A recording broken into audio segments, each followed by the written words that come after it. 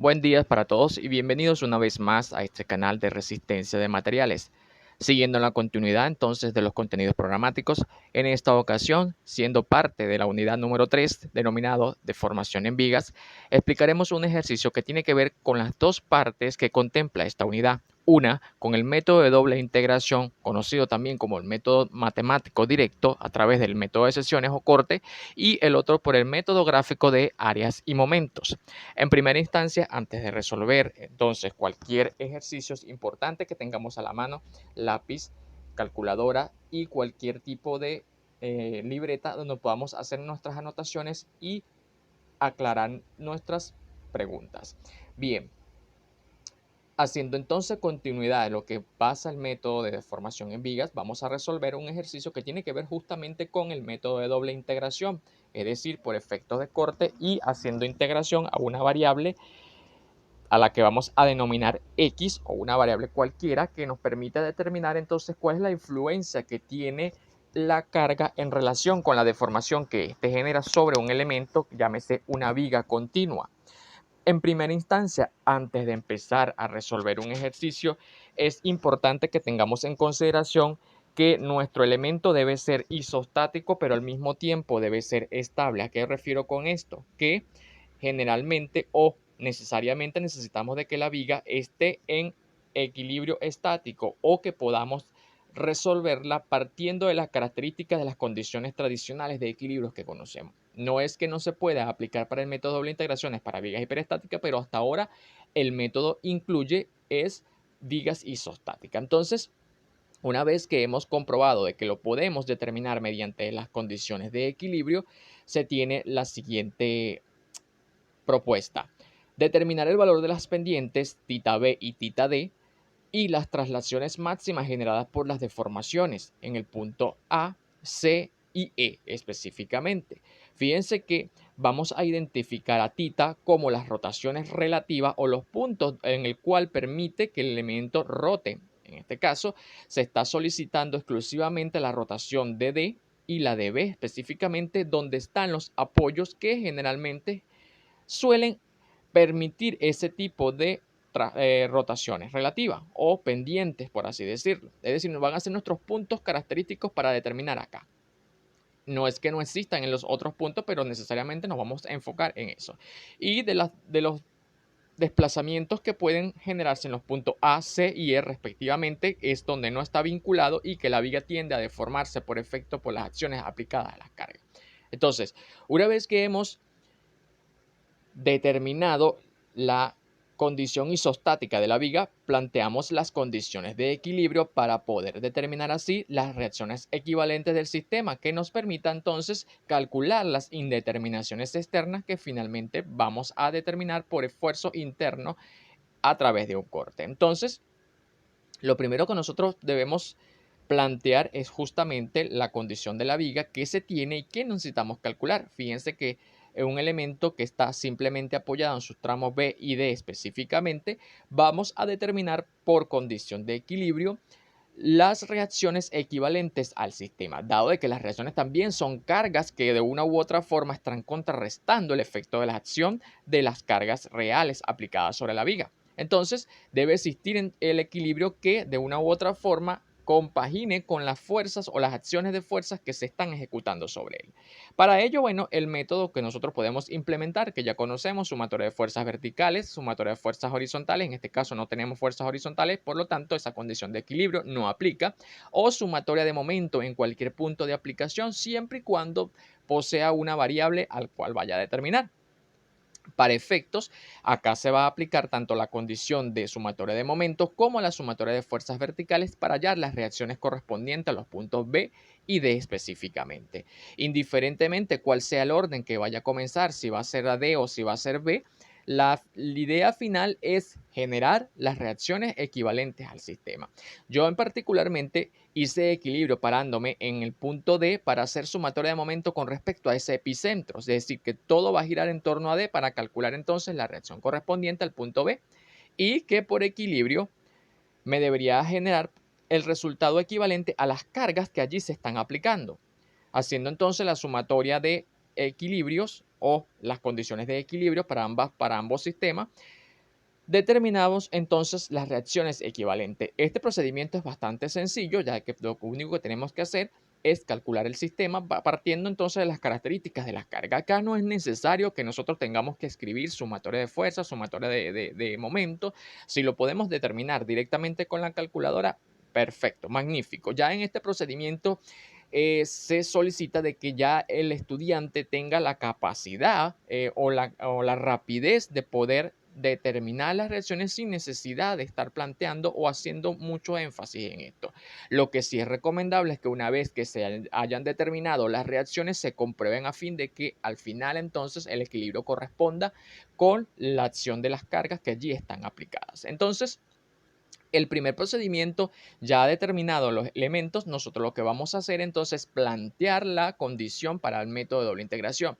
Vamos a hacer entonces un breve repaso de lo que es el método de doble integración. Como la misma palabra lo dice, la idea es integrar dos veces una ecuación respectiva para hallar el punto de la elástica o el punto de influencia que tiende a deformar el elemento producto de la acción de esas cargas aplicadas. Entonces, para llegar entonces a esa ecuación elástica, lo que debemos hacer es generar la doble integración de una ecuación. ¿De cuál ecuación? La ecuación del momento que se nos va a generar allí. Recordemos que la integral lo que hace es aumentar un grado, matemáticamente hablando, aumentar un grado en relación a una variable funcional. Y en este caso, nuestra variable funcional va a ser nuestro punto de X o nuestro corte de sección a una longitud de X. ¿Por qué esa longitud X? Debemos recordar que el esfuerzo y la deformación están relacionados como tal. Es decir, a medida que el esfuerzo aumenta, la deformación aumenta. Hablando coloquialmente, mientras más cargas tenga aplicadas sobre un elemento, mayor va a ser la deformación que éste puede experimentar. Y una cosa que nosotros debemos siempre mantener en consideración es que la deformación es proporcional a la longitud de cada elemento. Por ende, cuando nosotros vamos a determinar principios elásticos, debemos considerar que la rigidez del elemento se pierde a medida de que la longitud aumenta. ¿Qué quiere decir esto? Que una viga, mientras más longitud o más luz tenga, va a ser mucho más susceptible a fallar por efecto de flexión. Entonces, pudiéramos decir que la longitud es inversamente proporcional a la rigidez de la barra. Por lo tanto, mientras más longitud tenga, más flexible va a ser la barra o mayor susceptibilidad va a tener a deformarse por la proporcionalidad que existe a la deformación con respecto a la longitud. Entonces, esos puntos característicos que se van alejando a medida de que yo voy estudiando un elemento partiendo de un origen o de un punto específico es lo que va a determinar en sí cuál va a ser la deformación total del sistema. Y lo que nosotros vamos a plantear dentro de nuestro sistema de deformación va a ser justamente la condición elástica que va a permitir o que va a evidenciar la hipótesis de deformación que puede generar esa viga producto de las cargas. Entonces, lo que se hace básicamente es hacer una proyección más o menos aproximada de lo que pudiera pasar por efectos de la acción de esas cargas. Evidentemente, en aquellos puntos vinculados donde no permita que la deformación se genere, el punto será cero o va a ser a mi punto de epicentro, por así decirlo, que me va a permitir estabilizar de una u otra forma ese elemento o donde se va a sostener esa vía. Hablamos en los casos particulares de B y D, donde existe una vinculación que impide que de una u otra forma ese elemento se deforme en esa dirección. Por tanto, el resto de la viga queda expuesta a sufrir una deformación. Y esas deformaciones nosotros las vamos a representar como vectores. Estos vectores indiscutiblemente representan una condición característica de la viga que permiten de una u otra forma determinar a través de la acción de ese esfuerzo la deformación que se pueden presentar en esos puntos. Y necesariamente nosotros evidenciamos cada una de las características que se pueden presentar producto entonces de esa deformación. Vamos a reconocer entonces a la elástica o el punto de deformación de una tramo específico como delta, en lo que nosotros vamos a determinar entonces esos desplazamientos o condiciones elásticas que se están presentando en ese punto, producto entonces de esas cargas. Y las rotaciones relativas las vamos a denominar con la denominación tita. Y para nuestro efecto calcularemos a tita B y a tita D. Esta es entonces nuestra hipótesis de análisis de deformación. Nuestras líneas referenciales tangenciales nos permiten entonces visualizar cómo la viga va a comportarse a medida de que se está siendo deformada. Y en efecto, nuestros cálculos comprobarán si nuestra hipótesis está en lo correcto o no. ¿Qué quiere decir con esto? Que para el efecto matemático, el signo positivo corresponderá entonces que la carga va a generar un desplazamiento o una deformación en sentido ascendente, según el signo que yo estoy asumiendo como positivo, mientras cuando sean negativos generará entonces una deformación descendente según la correspondencia de signos que estamos efectuando. Y va a pasar lo mismo para las rotaciones relativas. Entonces, nuestra variable o nuestra hipótesis de deformación básicamente planteada será esa que se muestra justamente allí. Y partiendo de ellas, entonces nosotros vamos a realizar la característica funcional de esa viga con respecto a cada una de las cargas. Entonces, nuestro paso siguiente va a ser evidenciar una vez más todas las cargas, pero fíjense que a lo largo de la influencia de esa deformación o de esa característica deformable de la viga, va a generar una línea o una transición o lo que vamos a conocer como la sombra de deformación que va generando la carga partiendo desde un punto origen hasta un punto máximo de estudio de interés. Entonces, ¿a qué quiero referenciar con esto? Bueno, el enunciado fue muy claro. A mí me estaban solicitando la deformación partiendo desde el punto de origen A hasta el punto de origen E específicamente. Entonces, toda la viga va a ser útil para el efecto. E indiferentemente si yo quiero comenzar viendo la viga como origen en A o origen en E, es cosa arbitraria de cada quien. Yo voy en este caso particular a empezar por A, pero válido también pudo haber sido comenzar por E. Eso no tiene ninguna relevancia siempre y cuando se haga correctamente. Ok, fíjense que para poder plantear esa influencia que tiene cada una de las características aplicadas sobre la viga, es necesario que en efecto esa prolongación de carga se ejecute a lo largo de todo el punto de interés que yo voy a generar. Efectivamente, tanto los momentos como las cargas puntuales como las cargas distribuidas van a ejercer a lo largo de toda la viga, no en el punto de aplicación justamente, sino a lo largo de toda la viga, una influencia de deformación. Por más mínima o por muy máxima que sea, va a generar siempre una influencia. Y entonces eso es lo que nosotros debemos representar para cada característica de carga que tenga la viga. En efecto, para las cargas distribuidas o aquellas que de una u otra forma tienen una influencia uniforme sobre el elemento o variable sobre el elemento, que no sean puntuales o concentradas, se debe hacer una prolongación a fin de que se pueda determinar cuál va a ser la influencia que va a tener esa carga. A pesar de que ésta esté aplicada sobre un tramo, se debe hacer la prolongación hasta el punto de interés máximo que queramos determinar. En efecto, a nosotros se nos está solicitando la deformación en el punto E, viéndolo desde el punto de vista que estamos partiendo de A. Entonces, las cargas distribuidas las vamos a prolongar hasta ese punto de aplicación de interés máximo.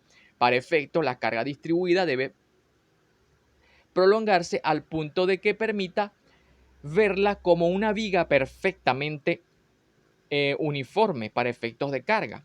Y la vamos a representar en esa dirección.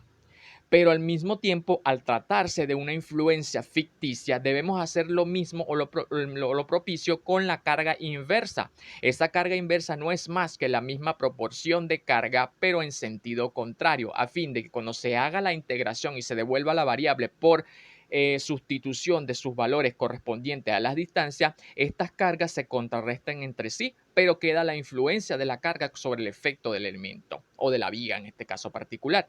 Entonces, eso lo vamos a ejecutar para cada carga distribuida que nosotros tengamos. Fíjense que la carga distribuida triangular también tiene su efecto. Al estar solicitándome un punto de deformación máxima en esa carga distribuida, debo prolongarla hasta ese punto máximo. Cosa muy diferente fuese si me estuviesen solicitando nada más hasta el punto D. Es decir, en ese caso sí tendría que evaluar la viga hasta D y prácticamente lo que hay desde allí hasta allá, hasta E específicamente, no sería de influencia, pero en este caso sí tiene influencia, por lo tanto la carga distribuida también debe prolongarse y obviamente va a ir, como es variable, va a ir prolongándose o aumentando su carga en relación a la distancia. ¿Y cómo lo determino? Yo digo, bueno, si 150 kilogramos sobre metro se comporta a 3 metros, en cuanto lo es a 4.5. Se hace una relación triangular, una relación de 3, para determinar entonces que la carga correspondiente a 4.5, que es la longitud total de esa carga, es 225 kilogramos por cada metro lineal del elemento. pero al mismo tiempo esa carga, al ser ficticia, se debe prolongar su inversa en la misma dirección, pero con sentido contrario, siendo entonces la carga de 225 el punto máximo y 150 la carga mínima que va a corresponder. Fíjense que en el caso de la carga inversa se puede formar en dos partes, que la pudiéramos denominar como un trapecio, una carga que va de 225 en el punto E y una carga de 150 en el punto D. Y tenemos lo que denominamos así una viga de proyección perfecta.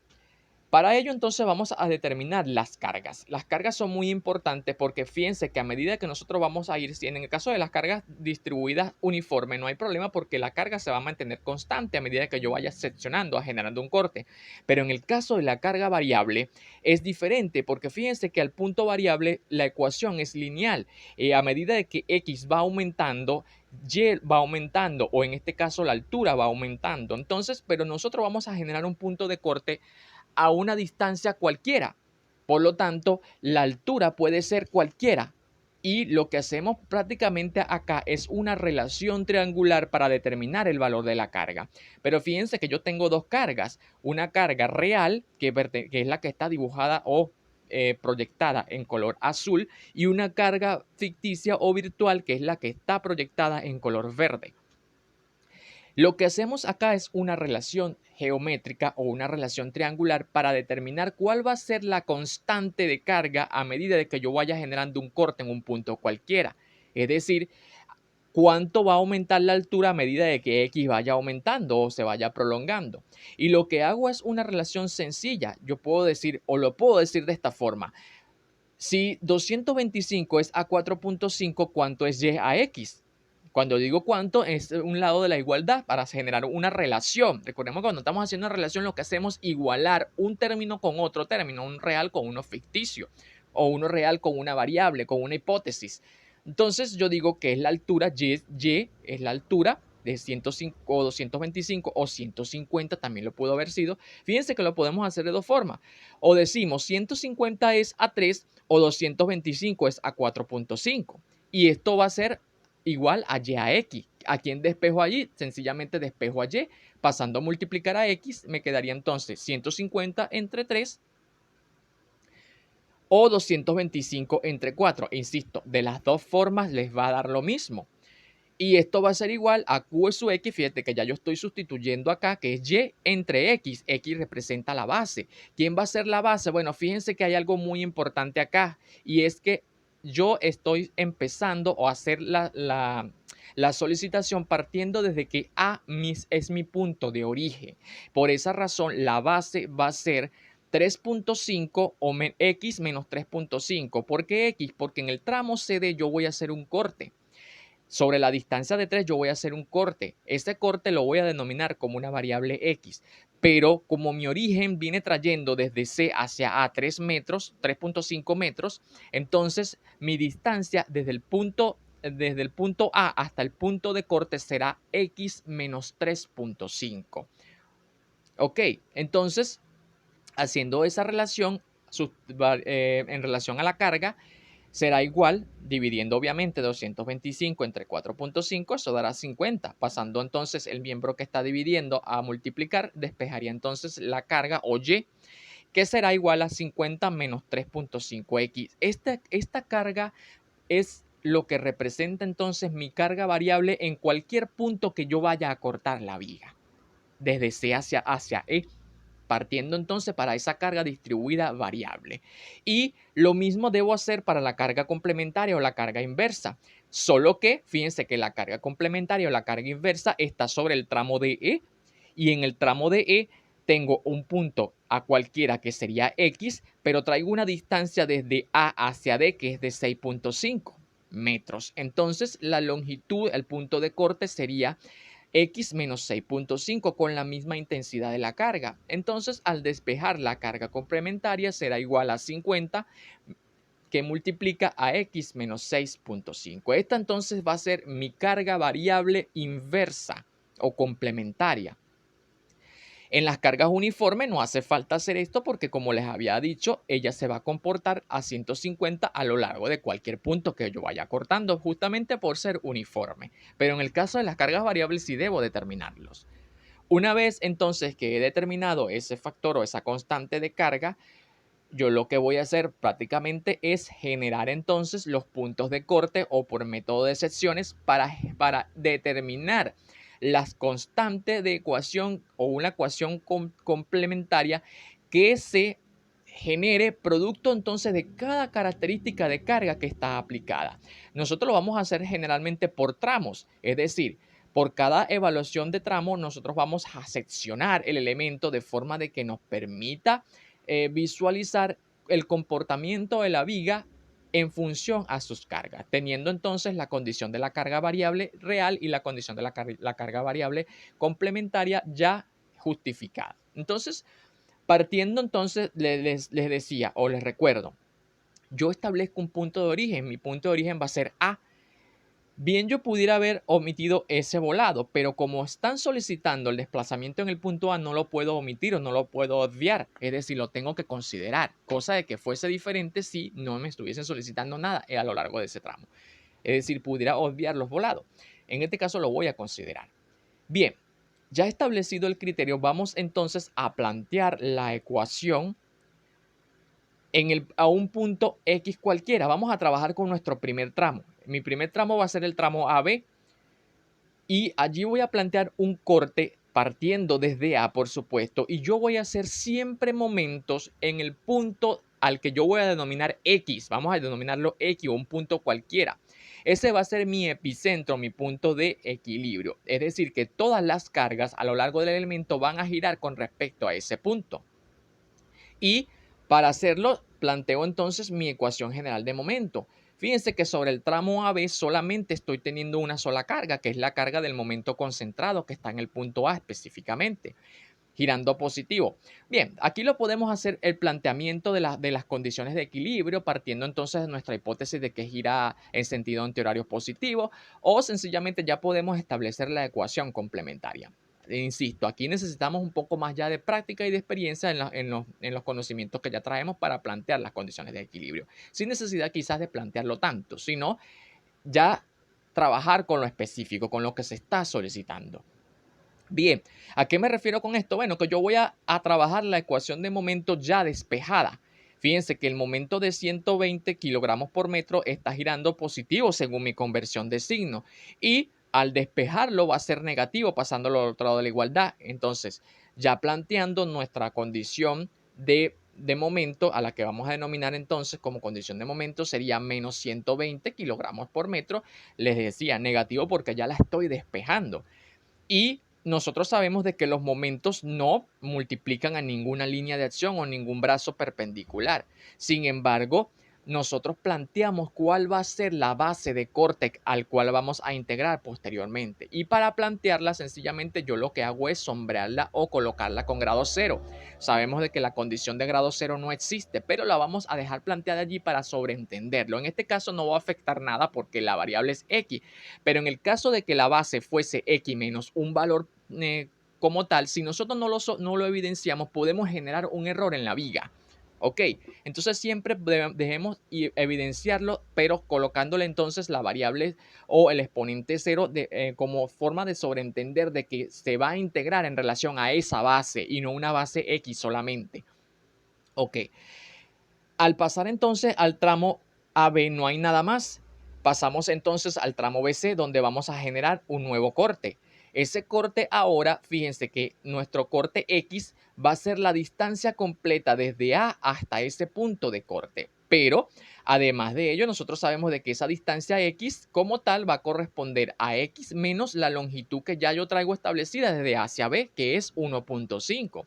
Por lo tanto, la base de corte sería X menos 1.5, que es lo que ya vengo trayendo. ¿Y qué tenemos en el tramo BC que no hayamos ya incluido en la ecuación? Bueno, 120 ya no lo podemos meter nuevamente, ya está incluida. Sería la reacción de 294 y la carga distribuida de 150 kilogramos sobre el tramo BC. Fíjense que son las únicas dos cargas que se pueden incorporar nuevas a este tramo. Y lo hacemos de esa forma. Fíjense que entonces nuestras dos ecuaciones van a corresponder justamente a ese tramo. 294, fíjense que ese punto va a girar, o esa fuerza va a girar negativamente con respecto al punto de corte, pero al pasarla ya del otro lado a la igualdad o despejadas quedará positiva. Y fíjense que él va a multiplicar la distancia. ¿Quién va a ser la distancia? Lo decíamos. Sería entonces x menos 1.5, que es la base completa desde A, partiendo desde A hasta el punto de corte. Y la carga distribuida, que también va a generar un giro positivo con respecto al punto de corte, pero que al despejarla será negativo, sería 150, que es la base por la altura, para determinar la carga resultante. ¿Quién es la base? La base es x menos 1.5, pero eso me daría entonces la carga resultante. Esa carga resultante, para que genere un momento, la debo multiplicar por ese brazo. ¿Quién va a ser el brazo? El brazo o la línea de acción será entonces la base media. ¿Quién es la base? Decíamos ya que venimos trabajando con la base de x menos 1.5, que es el punto nuevo de corte.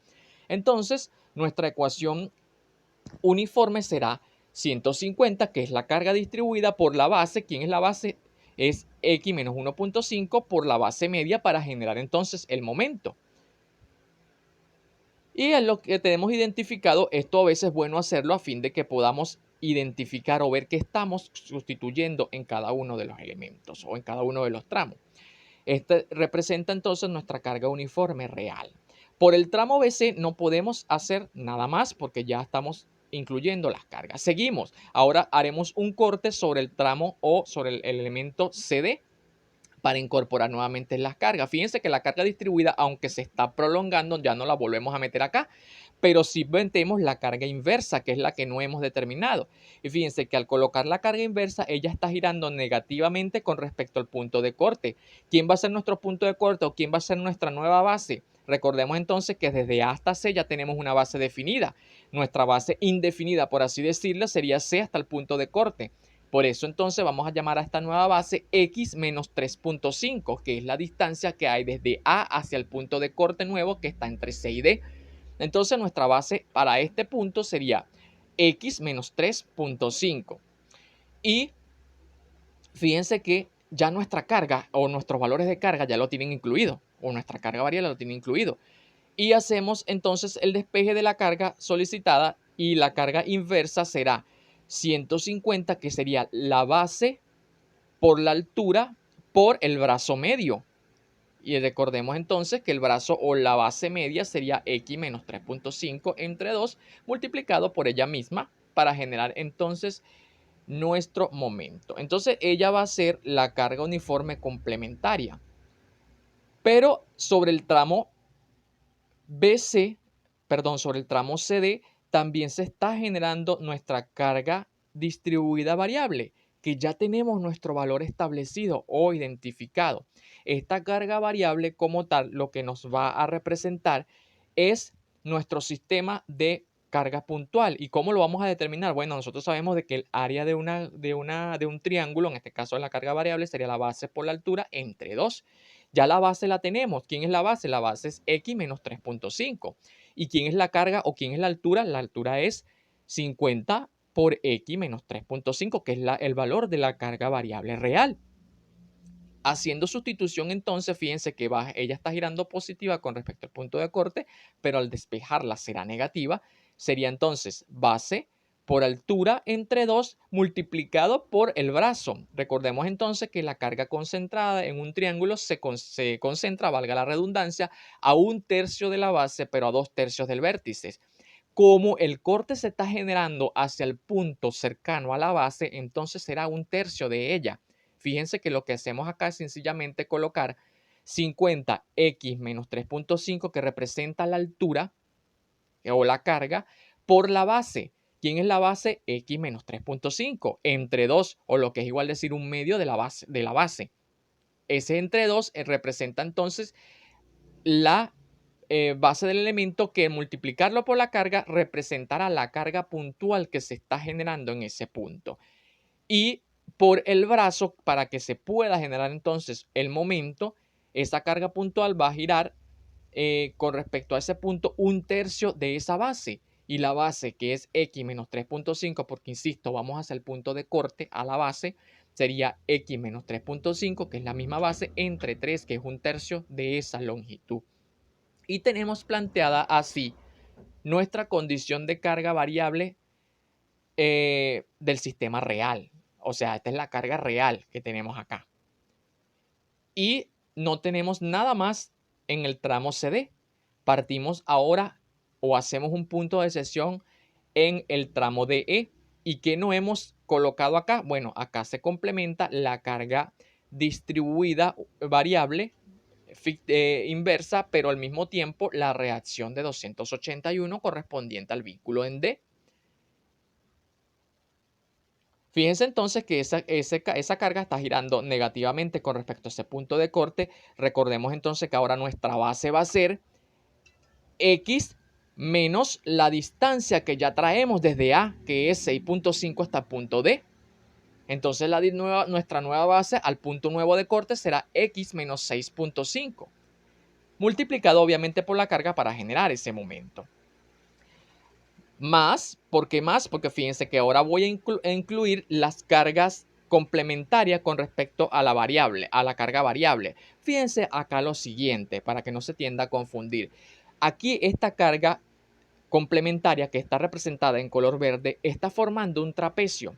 Nosotros pudiéramos dividir este elemento en dos partes, uno con una carga distribuida uniforme y uno con una carga triangular, si lo queremos ver así. Si lo quisiéramos ver como un elemento trapezoidal o como un área trapezoidal, también lo pudiéramos representar, es indiferente. Yo en este caso decidí dividirlo en dos partes. Fíjense que la altura en D de esa carga complementaria representa 150, mientras que la altura de E es 225, pero ya esa carga la tenemos determinada, que es X, que va a ser Q de X 50 por X menos 6.5. Entonces, acá básicamente lo que hacemos es dividir ese trapecio en dos cargas, una distribuida que es uniforme a 150 multiplicando la base por la base media, que es su momento por ser una carga distribuida uniforme, y nuestro sistema de carga que es la base por la altura entre 2 por ser un triángulo por un tercio de esa base, para representar finalmente cuál va a ser la carga variable complementaria. Y es allí entonces como tengo todas las cargas. Fíjense que como el corte se hizo antes de seccionar al punto E, la carga de 50 kilogramos que está puntual aplicada en E no tiene influencia dentro de este sistema. ¿Por qué? Porque ella está en un punto superior a los cortes que yo estoy originando. Cosa muy contraria fuese si yo hubiese empezado desde E. Si yo hubiese empezado desde E, entonces esa carga de 50 tendría influencia, más no tendría influencia la carga de 120 kilogramos por metro aplicada en el punto A. Si se dan cuenta, ¿no? Es decir, cuando yo secciono el elemento, yo genero las cargas que hay hasta allí. No tengo por qué incluir lo que está después del punto de corte. ¿Ok? Entonces, por esa razón, esos 50 kilogramos para nuestro efecto, nuestros planteamientos, no va a hacer efecto. Entonces, hemos ya generado la ecuación general de momento. Parece bastante larga, pero bueno, son todas las cargas complementarias que hay sobre el elemento. Y lo que hacemos o se está haciendo en este procedimiento, en este paso, a fin de poder obtener la ecuación general, que es lo que necesitamos fabricar acá. Entonces, ¿qué es lo que vamos a hacer básicamente con esta ecuación? Llevarla a su mínima expresión, es decir, realizando el producto interno que hay entre los corchetes, entre los paréntesis de cada una de esas cargas, para llevarla a su ecuación mínima o a su mínima expresión. Obviamente, multiplicado base por base nos va a dar base al cuadrado. Cuando multiplicamos base por base entre 2 por base entre 3, nos va a dar base al cubo entre 6, según la relación o la suma de productos que estamos generando sobre ese punto. Y lo que generamos finalmente es la ecuación general de momento de flexión partiendo, esto es muy importante, partiendo desde A. A es mi hipótesis, insisto. Si yo hubiese querido empezar desde E también hubiese sido mi hipótesis, pero esta ecuación corresponde desde A. Y es lo que nosotros debemos considerar, porque a medida que vamos sustituyendo, vamos evaluando, partiendo siempre desde mi punto de origen A. Bien.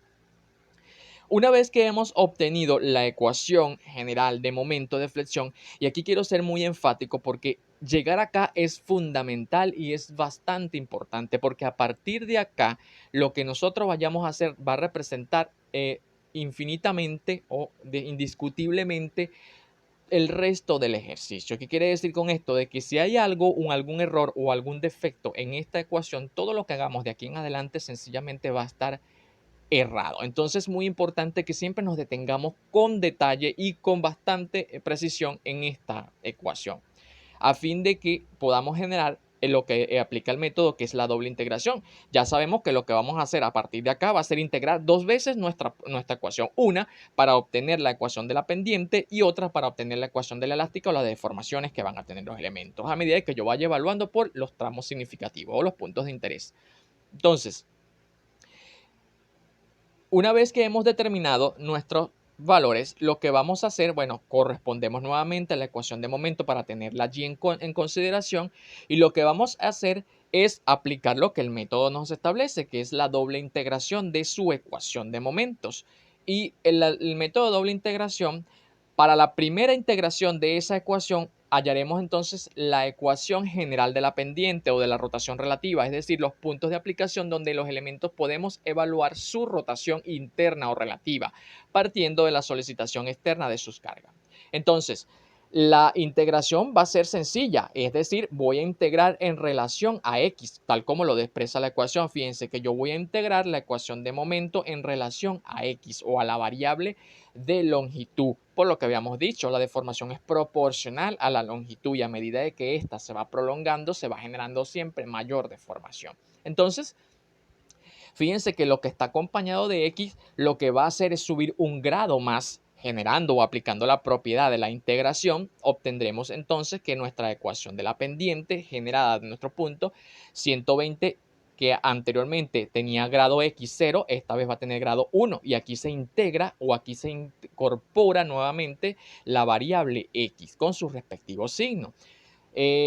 294 que multiplica a x menos 1.5 sube un grado, es decir, de 1 pasa a 2, entre 2, según la variable o según la propiedad de la integración, que es 294 entre 2, o lo que es igual decir 147 que multiplica a x menos 1.5 al cuadrado.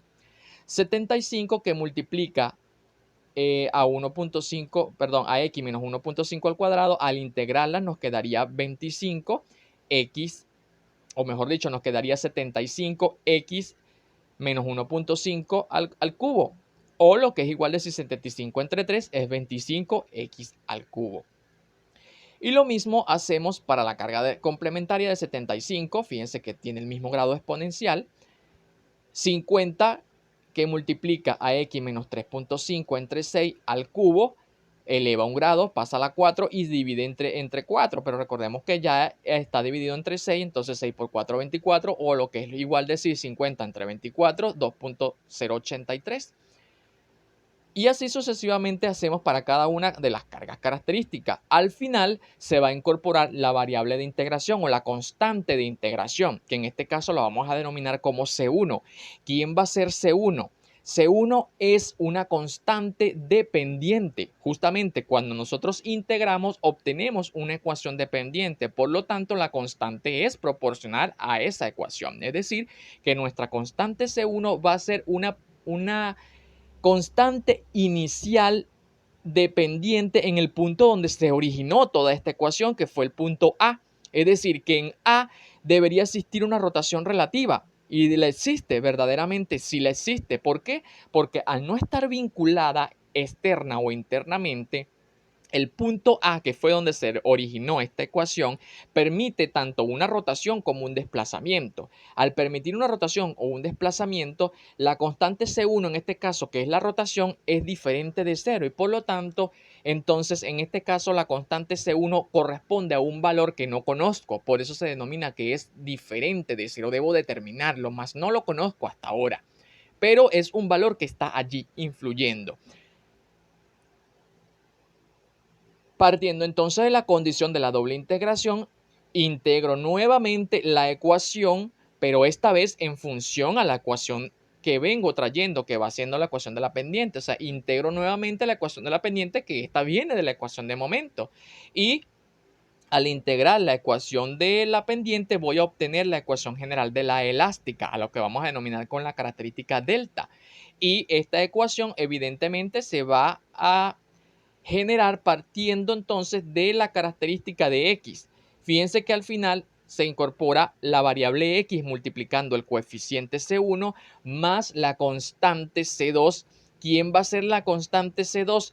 Va a ser una constante de elástica partiendo desde el punto de origen en A. Es decir, en A si existe una elástica o un desplazamiento, entonces mi constante C2 será diferente de 0. Evidentemente, en nuestra hipótesis habíamos planteado de que en A existe una deformación, y al existir una deformación o un desplazamiento o una elástica, nuestra variable constante es un valor que hay que determinar. Por lo tanto, nuestra constante C2 debería ser diferente de 0. Es decir, existe un valor que no conozco.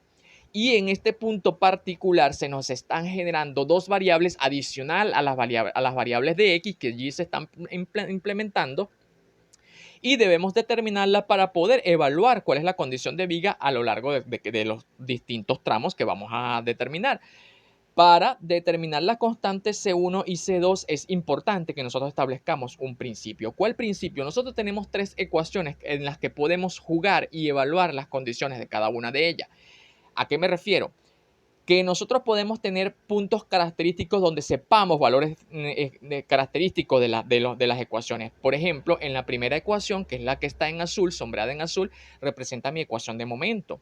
Yo pudiera saber cuánto vale el momento en cada uno de los tramos específicos, evaluando si tuviese un valor real.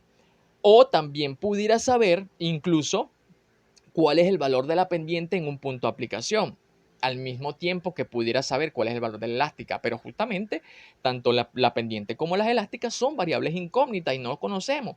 Entonces, para determinar nuestros coeficientes C1 y C2 hacemos uso de estas ecuaciones, bien sea de la ecuación de momento o la ecuación de la elástica o de la ecuación de la pendiente, donde sepamos puntos conocidos. Por lo general, se tiende a aplicar la ecuación de la elástica porque ella a veces nos dan puntos conocidos, o mejor dicho, variables conocidas. ¿A qué me refiero con esto? Quiero que vayamos al punto inicial o nuestro diagrama de deformación elástica. Y nos vamos a dar cuenta que justamente en el tramo B y en el tramo D, la elástica o el punto de deformación vertical en esa dirección es igual a 0. ¿Qué quiere decir que esto? Que nosotros pudiéramos igualar la carga a esas distancias, partiendo entonces que nuestra ecuación se origina en A, y podemos ir evaluando a cada punto donde esa constante elástica se haga 0. Por ejemplo, yo puedo evaluar que para A1.5, que es partiendo desde A hasta B, a 1.5 la pendiente, o lo mejor dicho, la elástica se hace 0. ¿Por qué se hace 0? Porque allí hay una vinculación que impide que la viga se desplace verticalmente. ¿Qué quiere decir con esto? Entonces que la ecuación de la elástica en ese punto debería ser 0. Entonces, al tener la ecuación ya planteada, nosotros pudiéramos igualar toda esa ecuación igual a 0 y despejar aquí. Nosotros debemos despejar acá, que es la constante C1 y la constante C2. Pero fíjense que como tenemos dos constantes, no vamos a poder despejarlas, sino que se nos va a generar un sistema de una ecuación con dos incógnitas. Pero bueno, podemos hacer un planteamiento. Y fíjense, ¿cómo lo vamos a evaluar? Como tenemos x igual a 1.5, lo que vamos a hacer es evaluar las variables x en relación a esa distancia, partiendo entonces en la condición de que cuando vamos a evaluar los sistemas no se permiten valores ni negativos ni iguales a ceros. Es decir, cuando yo vaya a sustituir en el valor x menos 1.5, ya cuando el valor se haga 0, ya a partir de allí yo no voy a evaluar más, y mucho menos si el valor va a ser negativo. Por ejemplo, quiero que seamos enfáticos en la ecuación de la elástica. Fíjense que la ecuación de la elástica me dice menos 60x cuadrado más 49 que multiplica a x menos 1.5. Fíjense que ya aquí cuando yo vaya a incluir x 1.5 menos 1.5 va a dar 0. Es decir, que a partir de aquí nada vale la pena evaluar a 1.5. ¿Por qué? Porque ya no va a existir el efecto de esta carga. A diferencia de C1, que sí va a multiplicar 1.5, y C2. Entonces, nuestra ecuación al sustituir se va a ver limitada sencillamente por menos 60, que va a multiplicar a x cuadrado, donde x va a ser igual a 1.5, más 1.5, que representa la x que acompaña a C1 más la constante C2. Solamente ¿Por qué? Porque al sustituir 1.5 en el resto de las ecuaciones o dan valores negativos o da cero, y esto no está permitido para evaluarlo. Debemos evaluar valores reales, valga la redundancia. Entonces, acá no resolvemos el sistema, pero gente, dejamos planteada entonces nuestra ecuación. Todo entonces al multiplicar 60 por 1.5 al cuadrado nos va a dar menos 135, que al despejar al otro lado de la igualdad daría 135 positivo. Y se nos genera un sistema de ecuación de dos incógnitas. No podemos resolver todavía la constante C1 y C2. Pero también sabemos, planteando lo que veníamos argumentando, también sabemos que en D hay un vínculo que impide de que la elástica en ese punto o la viga se deforme. Entonces, ¿qué quiere decir? Que a 6.5, partiendo desde mi origen A, la viga se hace también cero para efecto elástica, que quiere decir que yo puedo evaluar también haciendo cero la ecuación, evaluándola a 6.5, y establezco la condición que me dice la ecuación. Y fíjense, va a pasar lo mismo al sustituir 6.5 acá. Aquí voy a hacer uso de toda la ecuación. Y donde ya 6.5 se haga cero o sea un valor negativo, ya yo no la voy a evaluar allí. Y lo que hago es plantear la ecuación al punto de que yo pueda generar mi otro sistema de ecuación. Y fíjense que aquí estoy obteniendo dos ecuaciones con dos incógnitas. Fácil. Entonces, ¿qué es lo que pudiéramos hacer finalmente con ello? Ya que tenemos un sistema de ecuaciones, lo que podemos básicamente acá es plantear mediante Ruffini, mediante un sistema de sustitución o por un sistema de eliminación, despejar una de las dos variables y hacer sustitución en cualquiera de las otras, o sencillamente, o viéndolo desde el punto de vista más fácil, con la calculadora que nos resuelve un sistema de ecuaciones de 2×2, nos va a arrojar dos resultados que son netamente importantes y complementarios para poder evaluar el resto del sistema. ¿A qué me refiero entonces? Que al sustituir o evaluar nuestra ecuación de 2×2 nos va a arrojar dos resultados en el mismo orden que está. Para la variable C1 sería menos 44.734. Esta constante, como la hicimos partiendo de la condición de giro real, entonces el signo negativo lo que indica que la constante C1 en el punto A está girando negativamente. Y es cierto, ella gira en sentido horario si nosotros nos fijamos bien en el sistema. Mientras que la constante C2, que representa el desplazamiento en A, va a ser positivo. ¿Qué me está diciendo que sea positivo? De que ella se desplaza verticalmente hacia arriba, como la hipótesis que planteé. Entonces, fíjense que los sistemas de unidades, toneladas por metro cuadrado, representa pendiente y tonelada metro cúbico representa entonces elástica. Y tenemos resuelto tanto nuestra constante C1 como nuestra constante C2. Ya una vez obtenidos nuestros valores, lo que hacemos prácticamente va a ser evaluar nuestro sistema.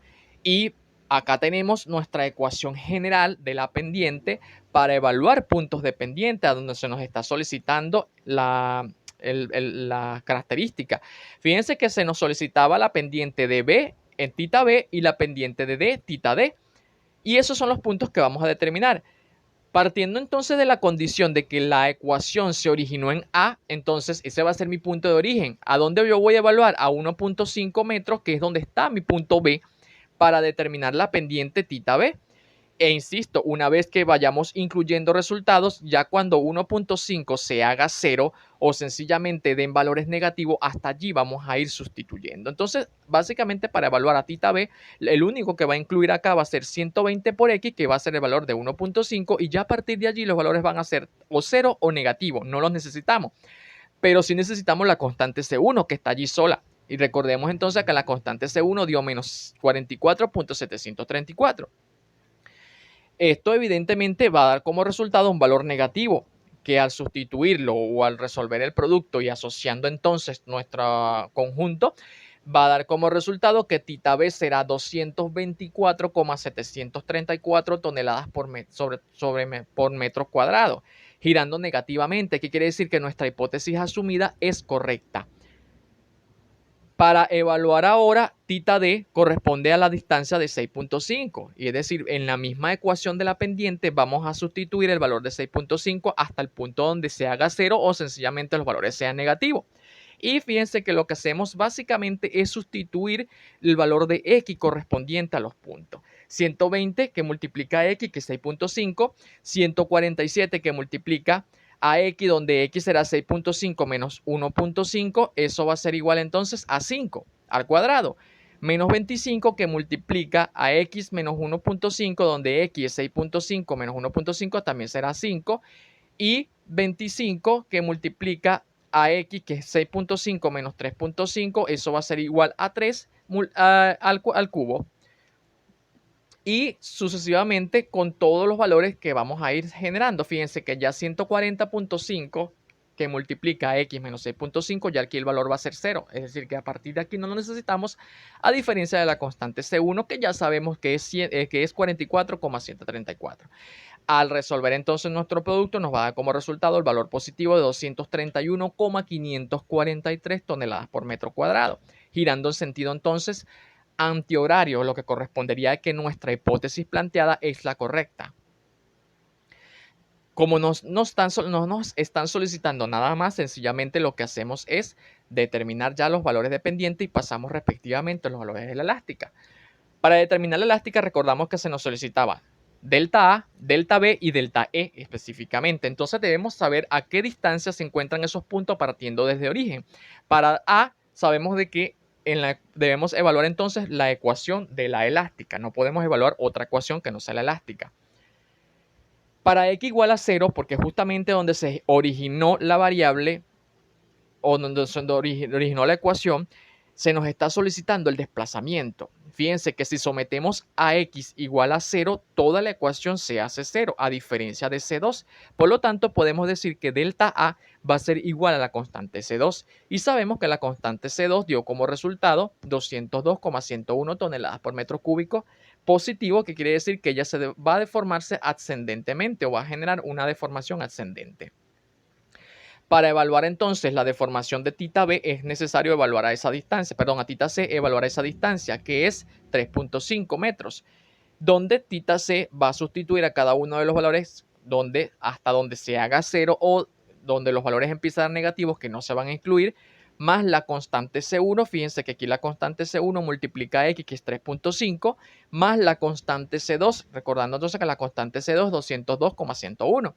Al resolver entonces nuestra ecuación nos da como resultado que delta C, que va a ser nuestro desplazamiento en el punto de C, va a ser menos 397,468 en sentido descendente.